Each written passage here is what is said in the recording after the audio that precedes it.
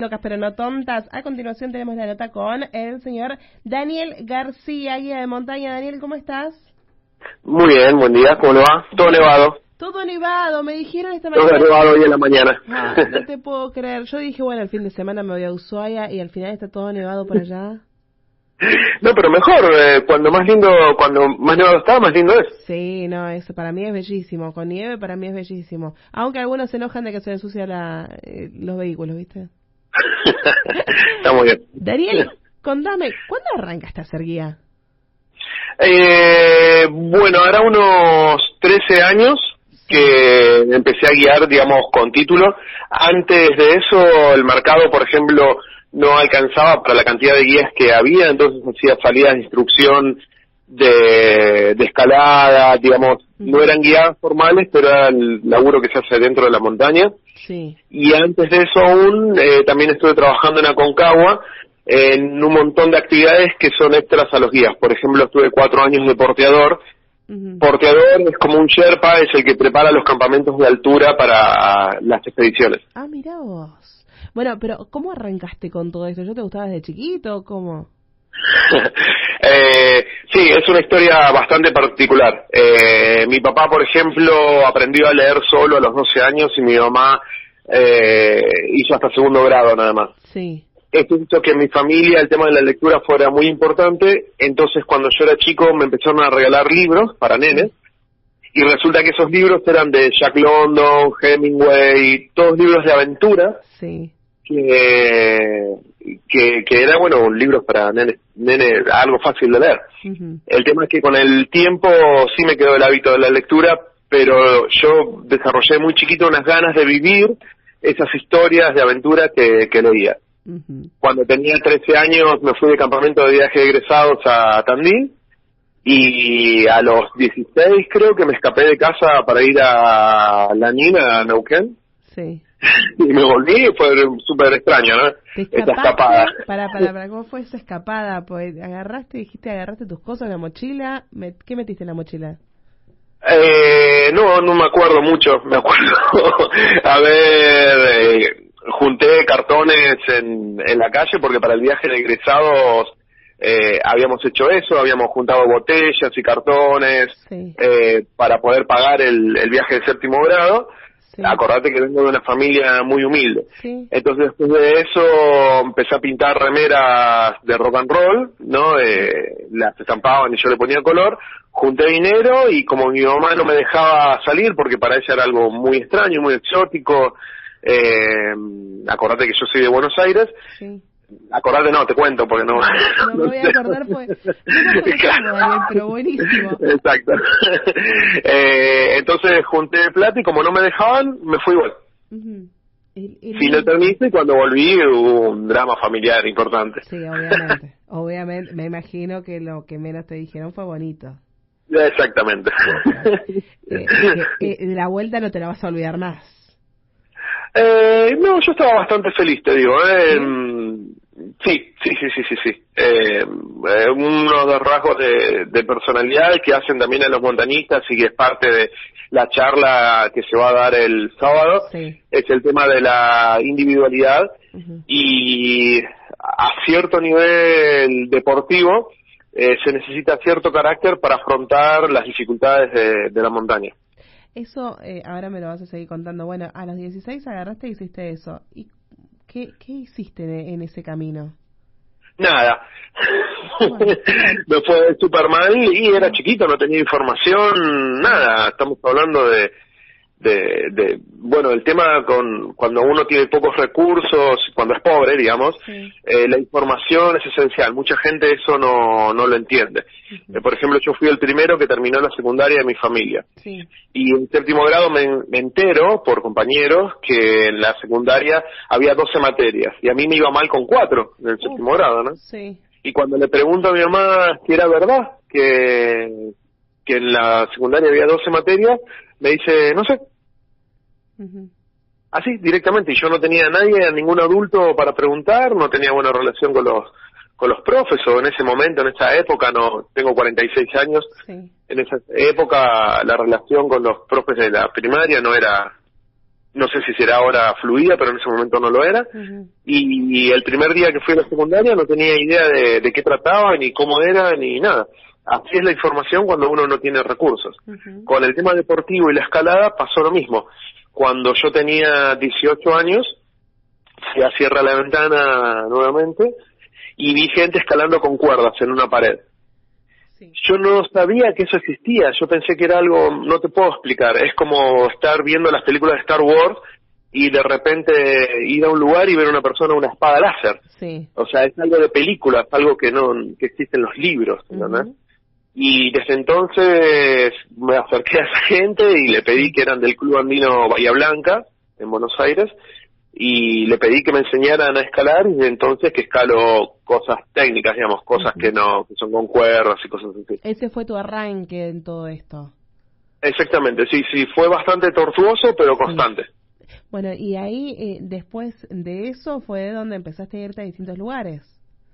Empecé a trabajar y renunciar a los trabajos, era otra época, otra Argentina. Sí. También difícil, pero cuando uno es adolescente y preadulto. Sí. Estás forjando el camino recién. Exactamente, estaba forjando el camino, un camino que yo no sabía bien por qué era, digamos, sentía gusto por algo, pero no sabía encaminarlo. Hasta que ya de grande, en una temporada en Aconcagua me entero que existe el trabajo de porteador y el trabajo de guía en la universidad. Sí. Yo para mí antes era gente que salía o estaba en la ilusión de que un escalador podía llevar gente a la montaña, pero no tenía claro que se podía vivir de eso ni que era una carrera. Recién cuando me crucé con la gente adecuada, me enteré que era una carrera formal y hice un camino también muy largo para poder acceder a entrar a la universidad, a la facultad. A la facultad, sí. Sí. ¿Y el primer lugar donde fuiste, cuál fue? Y cuando tenía 13 años a Tandil, de campamento con la escuela. Pero profesionalmente, ¿el primer lugar donde dijiste acá tengo que demostrar todo lo que aprendí durante todos estos años? Fue progresivo. Si tengo que destacar un lugar, te contestaría Vallecitos en Mendoza, que es el mejor valle escuela de alta montaña que hay en la Argentina, por un tema de seguridad, por un tema de accesibilidad y todo. Deportivamente, de las mejores escaladas que hice fue en solitario el Tronador. Por eso no necesariamente la montaña más alta, la montaña más difícil es lo que es tu mejor escalada deportiva, sino la más comprometida. En ese caso, claro, cuando fui solo tuve que cruzar glaciares agrietados, escalar en hielo, una pequeña escaladita en roca, que se llama de tercer grado mixto, es una definición técnica, pero como estaba solo, fue todo sin asegurar, así que bueno, esto fue lo más comprometido, tal vez deportivamente una de las mejores cosas que hice. ¿Hubo algún momento en que te dio miedo en alguna de tus escaladas? Sí, Reinhold Messner, que es un escalador viejo y tal vez el mejor escalador que existió, mejor montañista, él habla bastante del miedo y la aceptación del miedo. Mucha gente cree que uno va sin miedo, que es muy difícil de decir, pero todos los escaladores pasan miedo. Sería una charla bastante larga y intentar describir la personalidad de por qué se continúa o por qué se vuelve, sería bastante complicado. ¿Hay alguna que vos dijiste, bueno, acá no puedo seguir, me vuelvo? Sí, muchas veces. ¿Sí? Es esencial, es una parte esencial del deporte. Resulta que se habla del escalador de 5 años o del tercer año del escalador. ¿Qué pasa? Cuando uno empieza, entre el primer y tercer año, el miedo te cuida. Sí. Una vez que vos escalaste y superaste obstáculos, superaste el miedo y todo, ese miedo empieza a desaparecer, empieza a haber cierta aceptación, y en ese momento es cuando comienzan los accidentes. Entre el tercer año y quinto de los escaladores que escalan fuerte, digamos por darle una definición popular, ahí es donde está el mayor porcentaje de accidentes y muchos de ellos mortales. Una vez que pasaste el quinto año, pasaste por situaciones de accidentes o te tocan de cerca accidentes de amigos, y ahí es donde volvés para atrás y empezás a ser conservador nuevamente tus escaladas. Sí. Es muy difícil, no me puedo imaginar. Bueno, es vivir con miedo, tener que afrontar o que te acompañe el miedo todo el tiempo, como vos decís. Y el tema del ser individualista, ¿a qué te referís? Es muy difícil la elección de compañeros, por ejemplo. Hay un libro que se llama Alpinismo Extremo, de Mark Twain, en donde, por ejemplo, todo un capítulo entero está dedicado a la elección de compañero. Y eso va muy de la mano de la pregunta que me habías hecho, ¿viste? Sí. Entonces, ¿ese es el que le recomendás a la gente como para que empiece a leer cuando empiece con todo esto? No, para nada. Lo que le recomiendo a la gente que empiece un libro que se llama La libertad de las cimas. Sí. Creo que tiene lo mejor. Pero lo que recomiendo para la gente cuando empiece es empezar de a poquito y gradualmente. Ajá. Hay una idea, exactamente. En general las montañas, el hombre posmoderno, que es lo que somos ahora, viste que es hedónico, y también es una parte individualista, entonces tiene una visión heroica de la montaña. Entonces la figura del guía no conlleva esa cosa heroica que uno quiere hacer cuando quiere demostrar cuando está en la montaña. Entonces lo que le recomiendo a la gente es salir con amigos que ya tengan experiencia. Sí. Siempre ir gradual el progreso, no hacer saltos deportivos, y también leer, informarse y hacer cursos. Pero si quieren hacer algo más técnico y no encuentran amigos técnicos, técnicos me refiero a usar aparatos para la progresión, por ejemplo, cuerdas, o meterse en paredes, cruzar glaciares con grietas. Bueno, contratar un guía para algunas salidas y luego empezar a hacer la salida ellos solos si quieren. Sí. Digo, con lo que decía antes, del tema heroico y todo, mucha gente cree que contratar un guía es, y te pido disculpas por la palabra, una mariconada. Ajá. ¿No? O lo que pasa es que eso es lo que realmente se siente, disculpen que usen la radio esta palabra, pero es la mejor forma de describir un varón de 30, 35 años que empieza en este deporte y que quiere demostrar que es muy macho. Eso es una forma de decirlo. Tenemos muchos ejemplos que se aplican tanto a varones como a mujeres, en donde es más importante la foto en el Facebook de estar escalando que la misma escalada. Cuando guío en Aconcagua descubro que muchos de los pasajeros no quieren subir en la Aconcagua, sino que quieren haber subido en la Aconcagua. Entonces cada uno se imagina a sí mismo en la cumbre con los pelos rubios al viento, cual Ragnar de Vikings, ¿viste? Y nadie se imagina a sí mismo en un accidente. No, es que es la realidad. No, bueno, te lo tenés que imaginar a eso, porque sabés, vos si decís, bueno, no me va a pasar nunca, es como que tenés la fe de que no va a pasar realmente. Exactamente, no hay manera que no te pase nunca a lo largo del tiempo. ¿Conocés la ley de Murphy? Sí. Decime lo que vos conocés, a ver, contame. Ahora me va a matar. Sí, está bien, te agarré en frío. Bueno, ¿te acordás que la ley de Murphy decía, si algo va a salir mal, seguramente, si hay alguna posibilidad de que algo salga mal, sí, va a salir? Sí. Bien. Murphy era un técnico aeronáutico especializado en seguridad que trabajaba para la NASA en Estados Unidos, y eso lo dijo enojado con uno de sus empleados. Había un switch para poner que eran dos cables y se ponía siempre de la misma manera.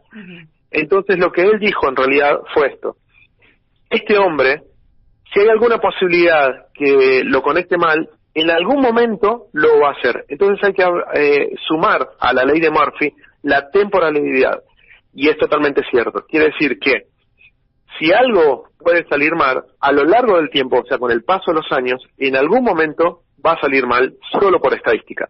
Sí. Digamos, en cualquier calle, por ejemplo, de Río Grande, cualquier cruce de calles, mañana va a haber un accidente de auto y no lo sabemos. ¿En la semana va a haber alguno? Y ya hay alguna posibilidad. Sí. En el mes, bueno, en un año, en el lapso de un año, puede haber algún accidente de auto y cada vez, a lo largo que va pasando el tiempo, suben las posibilidades. Uh-huh. Entonces hay que entender que si uno sale a la montaña, en algún momento va a haber un accidente o incidente. Uh-huh. Sí, es verdad eso. Bueno, pero el fin de semana nos vas a hablar de todo esto. El fin de semana nos vas a tener, pues va a ser este sábado, nos vamos a, creo que vamos a salir de ahí, vamos a ver el mundo distinto. Sí, mira, hay es raro el tema de la accidentología y, por ejemplo, Sí. te doy este ejemplo, si vos agarras un libro de medicina de montaña, Sí. parece que estuvieras al borde de la muerte a cada 3 pasos. Cada 3 pasos no hay forma de evitar la muerte. Me da esa sensación, lo que me estás diciendo. Claro, bueno, sí, no es así, porque si hablamos de, por ejemplo, hablemos de Aconcagua, ajá, que es algo icónico de todos los montañistas. sí. Si vos lees un libro de seguridad de Aconcagua, pareciera que no hay forma de que no te agarre edema cerebral, edema pulmonar, cada cosa es peligrosa. Sin embargo, se hacen 500 o 600 cumbres por año, por temporada. Uh-huh. Quiere decir que en realidad las cosas no salen tan mal en la montaña, no es necesariamente que va a salir mal, pero sí hay que estar preparado. Sí, vos te pones a pensar, bueno, a ellos no les salió, a esas 500 personas no les salió mal, y da la casualidad que voy yo y ya a la primera que hice, el primer metro ya está. Claro. No, bueno, el problema, ¿sabes qué es?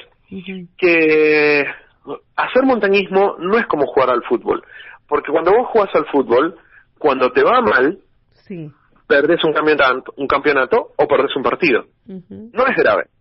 Pero en el montañismo, cuando haces las cosas mal, está tu integridad física en juego. Entonces, es un deporte totalmente diferente a la mayoría de los deportes que conocemos.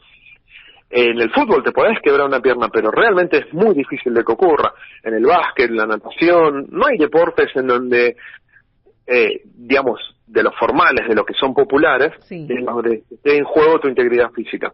Otra cosa que no entiende la gente es esa cosa hollywoodense de hacer un deporte de aventura y, como dijimos antes, saber verse heroico en una foto o algo así. Todo deporte de aventura implica un riesgo físico. Si no, no es un deporte de aventura.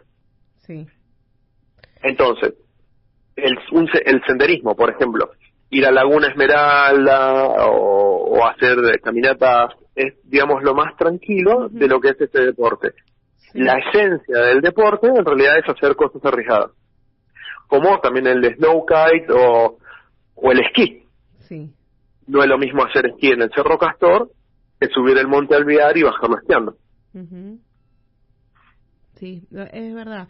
Es verdad, y bueno, de todo esto nos vas a charlar el sábado de 15 a 19 horas, vas a estar aquí en la UTN brindando un taller. En este taller vas a hablar de esto y de qué más. Más que nada de esto, también de liderazgo, porque no solo hay que estar preparado para la parte técnica, por ejemplo, saber hacer una camilla, sino también para la parte psicológica. Uh-huh. Una de las cosas que vamos a ver es el compromiso emocional. Cuando uno sale a la montaña, normalmente sale con amigos. No es lo mismo ver una persona desconocida accidentada que ver una persona que es cercana a nosotros. Hay distintos niveles de cercanía, ¿no? Por ejemplo, un papá que sale con el hijo no va a reaccionar igual que si se accidenta el hijo que el amigo de los asados del domingo. Sí. Este compromiso emocional hay que estar preparado para poder afrontarlo. Entonces también vamos a hacer ejercicios y vamos a ver todo lo que es liderazgo para no solo resolver una situación propia, sino también una situación ajena. ¿Hay forma de evitar de que esto impacte mucho más si es un familiar a que si es un amigo? Impacte mucho menos, perdón. En realidad la forma es practicándolo y entrenándolo. No hay un tip que diga, bueno, hay que hacer esto o hay que pensar tal cosa. La parte emocional, uno la tiene que vivir, saber qué es lo que le ocurre a uno mismo y recién resolverlo. Si querés te puedo dar un pequeño ejemplo. A ver. En un curso muy muy exigente que di, el curso había sido exigente a pedido de los alumnos, vinieron 2 chicos que eran geólogos de Chile y trabajaban especialmente en glaciares. Ajá. El tema es que estos 2 chicos eran pareja, Sí. un varón y una mujer. Uh-huh.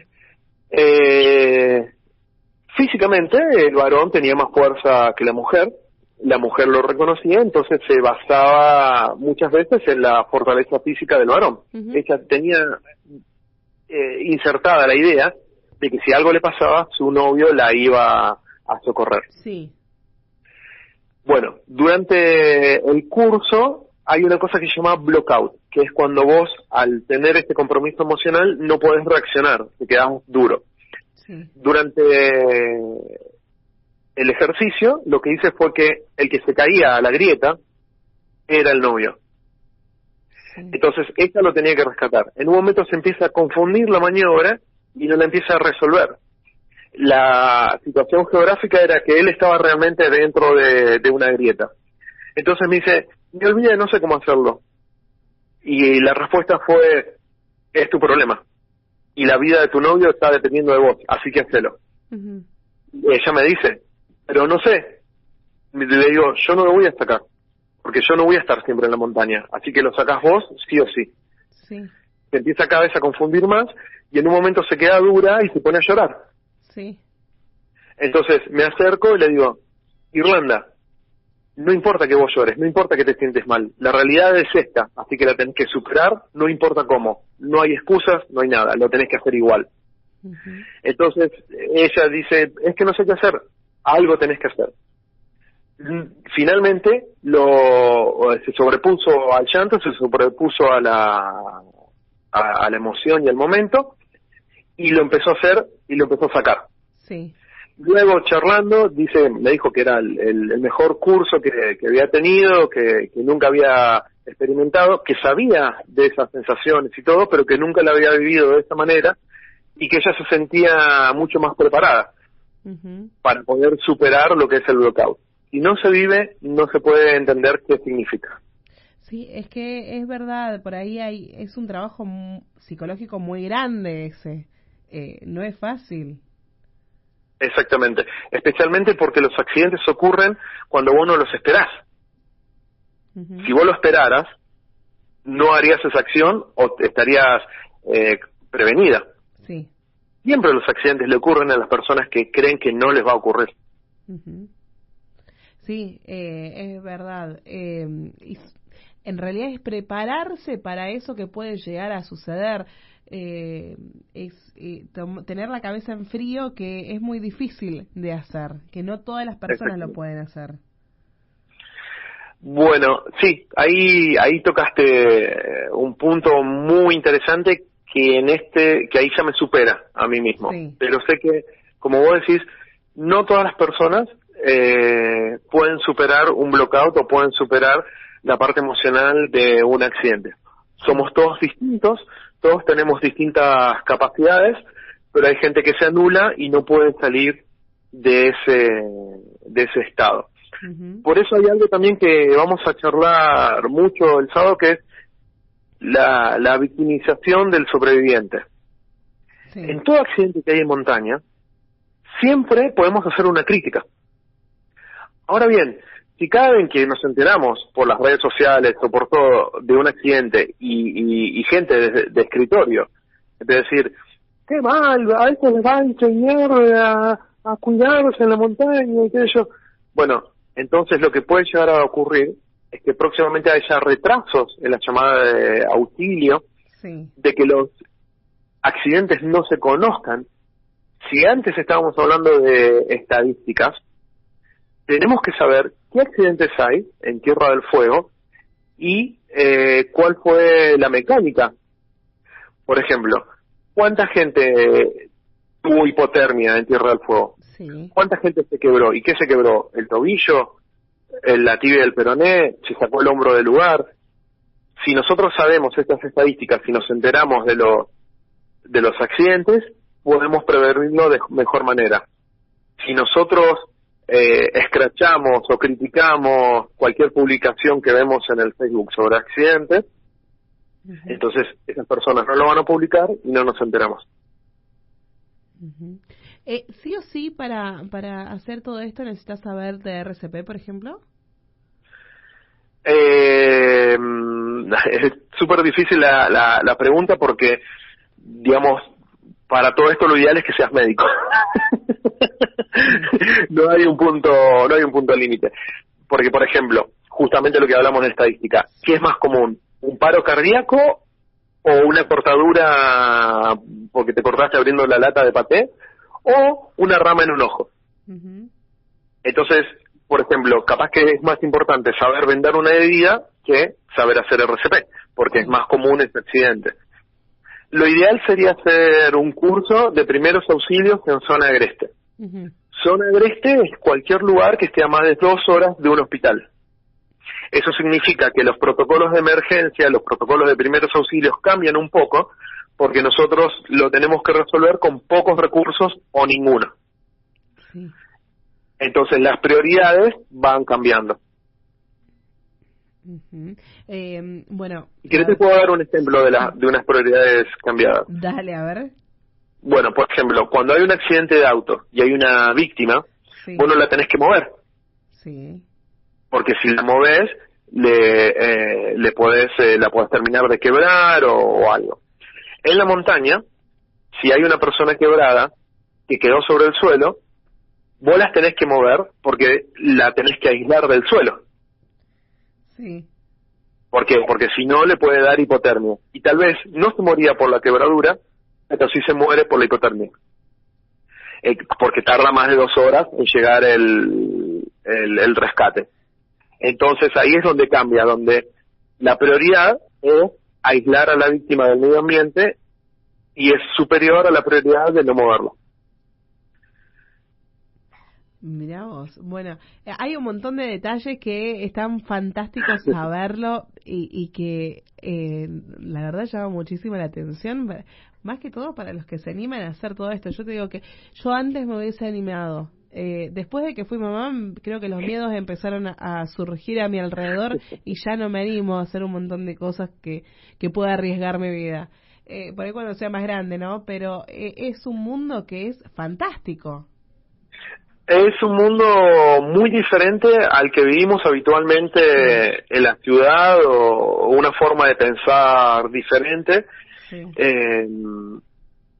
Y un mundo muy cambiante y que varía mucho. Por ejemplo, Laguna Esmeralda, ¿conoces? Sí, es más, hace muchos años hice ese trekking. Bueno, ¿y qué te parece que es? ¿Difícil o fácil? No, para mí fue súper fácil en esa época, para mí era re fácil. Exactamente, ir en verano a Laguna Esmeralda realmente es un paseo. Hay mucha gente, tenés señal de celular, no pasa nada. Pero por ejemplo, ahora mismo hay hielo.